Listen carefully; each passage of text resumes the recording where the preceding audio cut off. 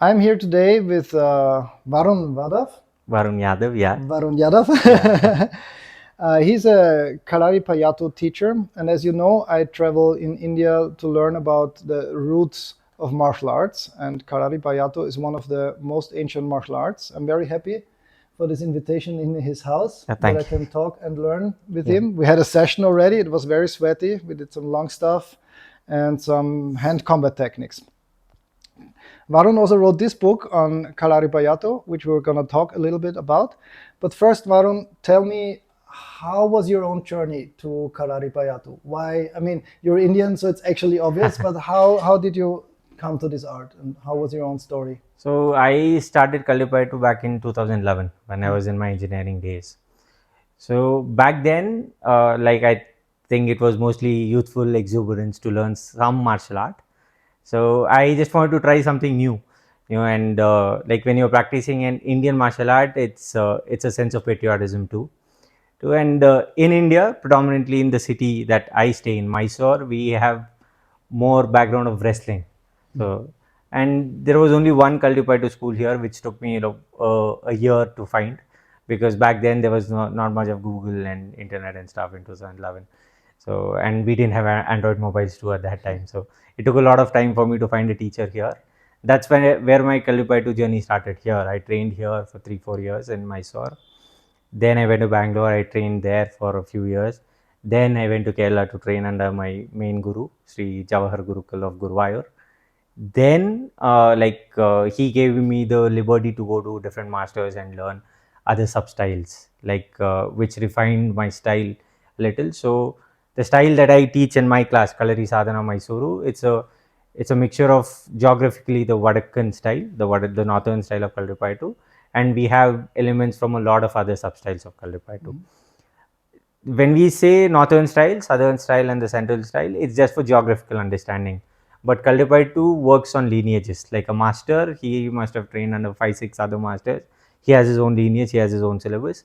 So I have trained under multiple masters, and I have my own lineage now. Yeah.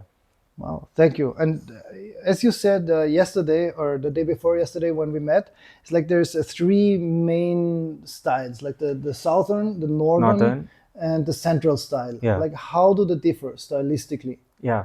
So as I said, like Kalipaitu differ, like there are a lot of substyles. They are like more technical terms. It's Arapakai, Pilatangi, Tangi, Vallabhatta. So we'll not get into that. Geographically for understanding, it was mainly done for the sports version of Kalipaitu, where they wanted to include the items that represent all the styles. So they just divided it into three divisions: the northern style, the Vadakan Kalipaitu, the Madhyan style, that's the central Kalaripayattu, and the Deccan style, that is southern.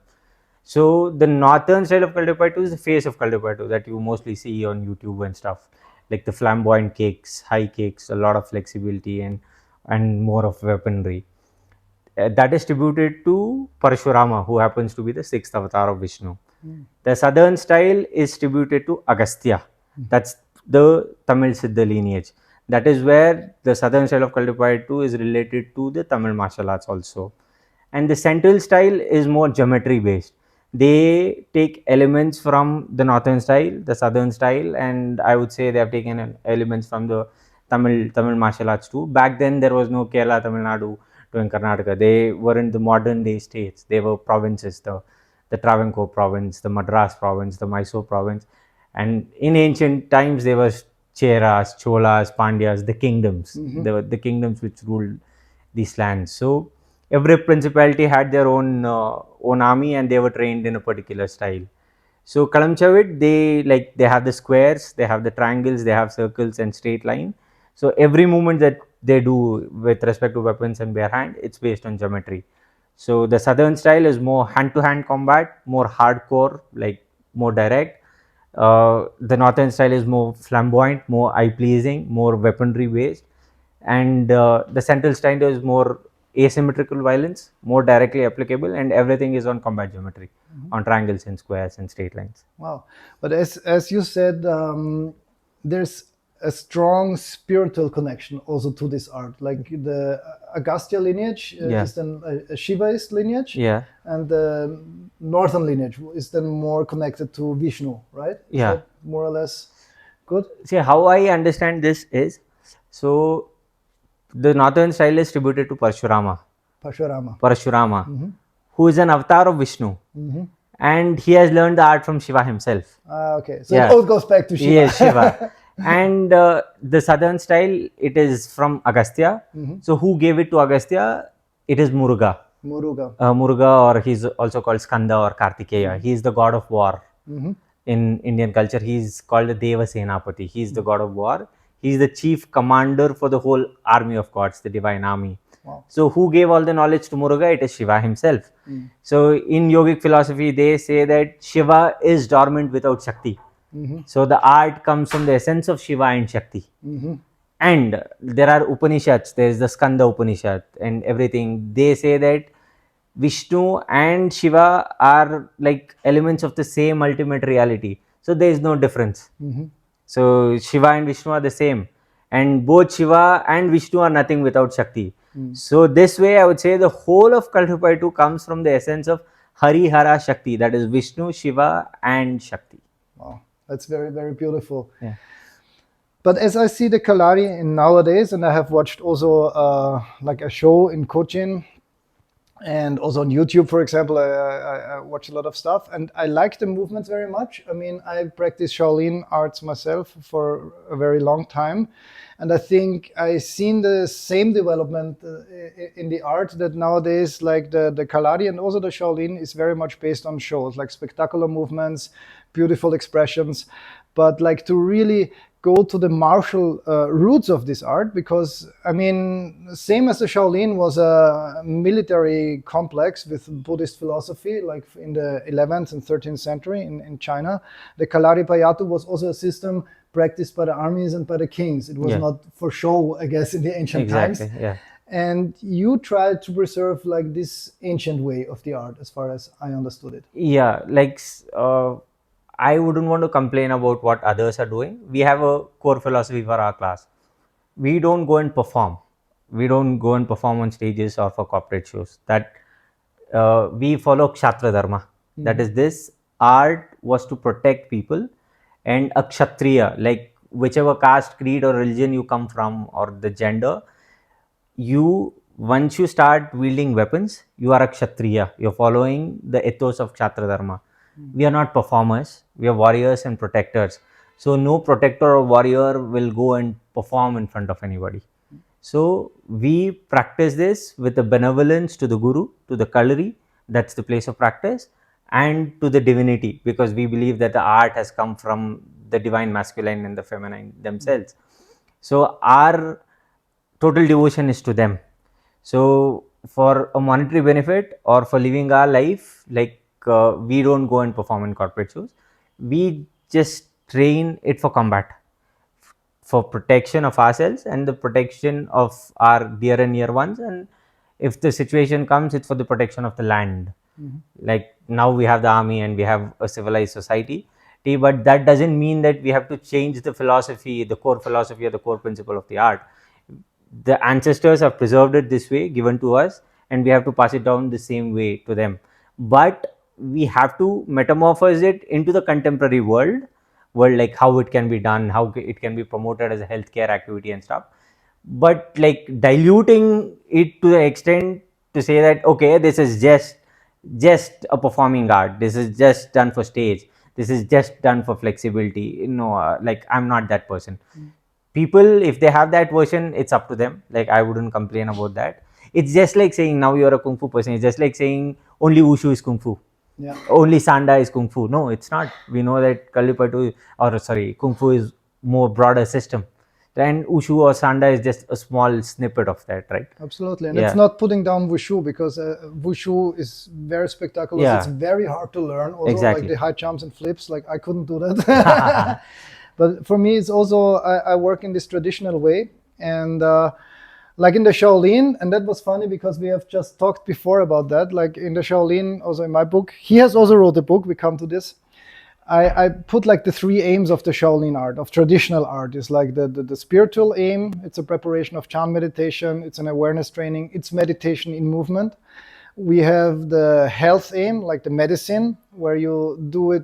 All the traditional exercises are good for the body. You have the Qigong, you have also the Ruchuan, and the Shaolin forms are made according to the Chinese medical system. And we have for sure like the martial aspect. So you should be able to fight with it. You know, it's a martial art. So we have the spiritual, the health, and the martial aspect of the art. And now when I talk to Varun, he said, it's like in your art, it's exactly the Yeah, same. it's exactly the same. I also tell my students that for every Kalipaitu technique or process, there are three interpretations to it. One is the spiritual understanding that it gives you, be it it might have a Puranic reference to it, or there might be some spiritual understanding that is giving you to adopt it to your actual life, your daily life. And the second aspect is the body conditioning part, the conditioning of the body, the flexibilities, the endurance, and what it does to your mind over time with regular practice, and the self defense aspect of it. So you cannot leave the self defense aspect. So every process, there is spiritual understanding, there is body conditioning, and also so the self defense aspect, the the combative perspective to it. Yeah. And before we also shared like a little bit on the footwork and the stances. I think a little bit of it we filmed, so I might try to cut it together. But there is a lot of similarities. Like for example, you have the one, the Krishna stance, which is a cross foot with this very similar to the Shibu. We have Mabu-like stances. So I think there is probably an influence of Kalaripayattu to the Shaolin style when we also see the journey of Bodhidharma, who might have learned this ancient art. You know anything about that? That Bodhidharma has Yeah, probably like learned people, this? like I have written it in my book too. I wouldn't say that Bodhidharma went and established Shaolin temple. No, No, yeah, no, that's it true. was Buddha Bhadra who was the first abbot of Shaolin temple, if I'm not wrong. So, like I think Bodhidharma went after a century or two after Buddha Bhadra. I don't know the exact timeline, but he went after Buddha Bhadra. So he practiced. I wouldn't say that Bodhidharma practiced Kalipaitu. He practiced native South Indian martial arts. Okay. Yeah, it might be a mixture of Kalipaitu, the present day Kalipaitu, and Tamil martial arts, be it Varmakalai, Kuttuvarsai, and Silambam. So these names, like they might have come now in the contemporary usage, but back then I don't know. It might there might be an umbrella term saying Adimurai, that which translates to law of hitting. So it depends on the language also. So the long stick, we call it in Kalipaitu, we call it Kitagari. In Andhra Pradesh, they call it Karrasamu. In Tamil Nadu, they call it Silambam. In West Bengal, they call it Lati. In Kannada, we call it Kolorse. The same movement has different names as per language. So, like, I just forgot what we were No speaking. problem. I can cut it. So No, why did we come to this topic? I just wanted to ask, like, if Bodhidharma Yeah, brought some, yeah. yeah. So Bodhidharma, like he was a Tamil king. He was a Tamil king who has practiced native South Indian martial arts. He has traveled to China, and he might have, like, whatever Shifu told me, Shifu Kanishka, legendary martial artist. Yes, we both learned at Shifu Kanishka. He is like, yeah, he taught me in Shaolin arts, and you like in the Yeah, I self-defense train technique. Kali and Rat under him. So like Shifu told me that what Bodhidharma gave to Shaolin was the bone marrow cleansing breathing, Yeah, and uh, and a few other meditative techniques and yogic breathing techniques, which he incorporated to the prevalent like Chinese martial art practices. And he told that they have documented stuff to say that they had warfare activity way before Buddha Bhadra or Bodhidharma went there. absolutely. I mean, I have the same information of Shifu that Patuo, and this is also like I read it in the Shaolin scripts. I read several books on that. Like Patuo had two guards, and they were generals before they were monks. So like before they entered monkhood, they were generals, and they were protecting Patuo. So they knew martial arts in China before Bodhidharma Yeah. came. But I'm sure Bodhidharma brought something. And what we see in general is the world was not separate at ancient times as well, because if people like Bodhidharma travel from India to China, there was an exchange already happening. So I think it's very difficult to say, oh, this comes from here, this comes from there. Exactly. It's like, okay, things not only mix and change today, they mixed and changed in the ancient times as well. It's like especially the Shaolin arts developed over many centuries. Like when they had their high rise in the 11th, 13th centuries, they invited martial masters from all over the country to develop the Shaolin style as a synergetic art, actually. Yeah, so it's absolutely possible that Indian martial arts influenced it, but it's not the origin of Shaolin arts. Like I would Yeah, see it yeah, more like this: people I mix. also fall on the same page with that. And like I have practiced a bit of Kali, I have practiced a bit of Thai martial arts too.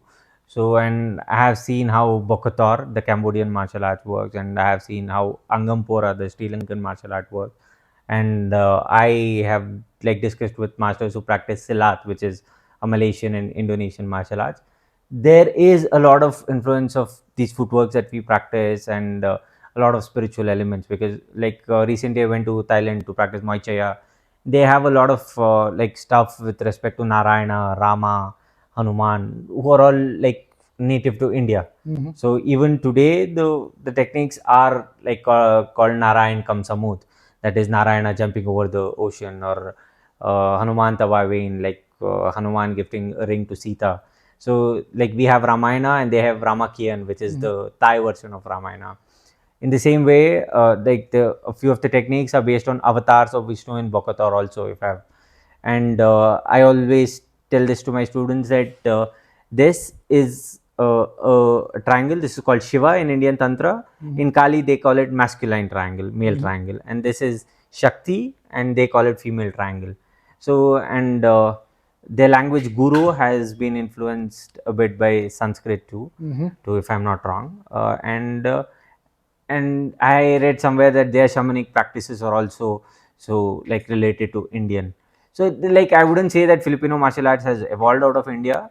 It's just that there is definitive like influence of Indian martial arts on Southeastern martial arts. Sure. I mean, you see it, for example, in the Japanese karate as well. Like Yeah. it was a white crane style, I think, from China, which brought over to Okinawa, and then they mixed it with the local arts and developed the karate out of it.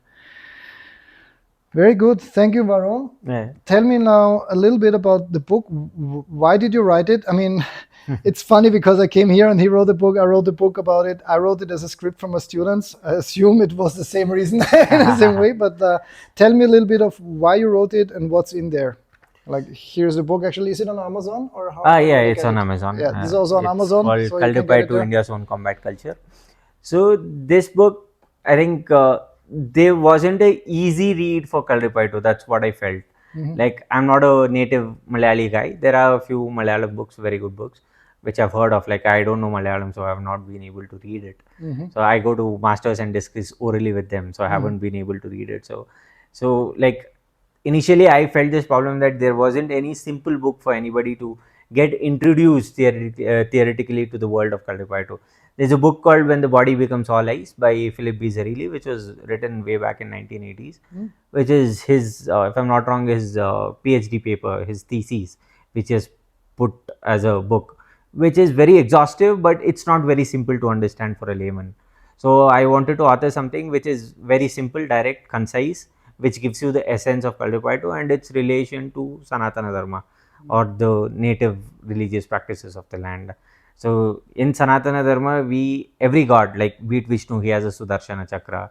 The Shakti, she has 10 hands and 10 weapons within that. Shiva has a Trishula. So every deity, it's about Shastra, that is the scripture, and the Shastra, the weapon also. So you have set rules to live your life. If somebody is coming to harm that, so we know the way of war too through Mhm. religion. So my book is like giving a brief overview about Kalaripayattu and how it relates to Sanatana Dharma, and why we exactly need to like practice martial arts in general also. And it has a little Ayurvedic stuff and a bit about the vital points and marmas also. Cool. Yeah. So is there a link from Kalaripayattu to pranayam, mantra, or Kriya yoga, like this more internal kind of Yes, like meditation techniques? yeah. So how I see this is like we do a lot of mantra chanting. Like we have specific mantras to chant. There are a lot of bija mantras which are given from the teacher to the student to, like when we take any posture, like for example a lion posture. So there is a Vishnu avatar called Narasimha. Yeah, the Lion King. Lion, yeah. He So often there's a bija suggested. mantra associated with Narasimha that the student chants. And there are the Shiva Panchakshara, that is Nama Shivaya. The whole Tamil lineage, the Siddhar lineage, like gives a lot of interpretations about Nama Shivaya. Yeah, how you play with it, how you chant it, like how is it related to Tantra. And we practice a lot of footwork patterns which are yantras themselves, like the triangles and the squares and the diagrams that we use in yagnas or the sacred rituals that is done in Sanatana Dharma. All the yantras are just combinations of these triangles, squares, circles, and straight lines. So we individually take this out, we practice it, and the tantric practice is the next level of it. First, you do the physical practice, you learn how to fight with it, how to use it for self defense, and then those tantric practices will lead you towards the ultimate reality, which is the ultimate goal. I think Shaolin also does the same thing. You learn how to fight, and then you go towards the ultimate truth through the practice of combat. Yes. So there is an internal aspect of Yeah, the yeah, yeah, a the lot. Yeah, warrior path is not only an external path; it's also an internal yeah. one. It is mostly internal. Yeah. Yeah, Yeah, in Shaolin too, like the Shaolin monks, the masters, they would then go to the brain and bone marrow cleansing. It's a yeah. qigong form. It's a very internal one. You do it sitting, also in the lotus, and then later on, it's like, but it's also just for the high masters, they would have this 49 days of meditation retreat where they go into chant meditation. That's very simple. They would chant sutras also and live according to their deities. They have also protector deities like Kimnara, for example, or Kuan Yin for compassion and things like this. Yeah. Wow, that was a lot of insight. Varun, anything else you want to share with us? Mm, nothing in specific. Nothing in specific. Actually, yeah, it was nice meeting to you. Actually, like very humble. Like you're very good at what you do. And the Thank first you. thing that my students also would love to learn from you is the humbleness that you carried and the confidence that you have, like while Thank you so speaking. much. And yeah, we were really impressed with the post up form that you did. Like it was damn good. And yeah, look forward to training with you someday and learning from each other. Yes, The absolutely. I would Yeah, love to come back and train. He's yeah. currently not really teaching because he's traveling a lot and learning more from his masters. But I'm really looking forward, and I'm sure I come back and to learn more of you. What I really found very interesting, we did a little bit of long stuff today, is the footwork they have, because like the Shaolin arts is more straight lines basically, and the footwork, as you said now with the yantras, like you Yeah, work these geometric forms, is really very interesting. Like they have a lot of different angles where they move and strike, and yeah, I'm looking forward to explore more of that. sure, sure, sir. Thanks so much for the talk, Varun. Yeah, thank you. That was there. Thanks.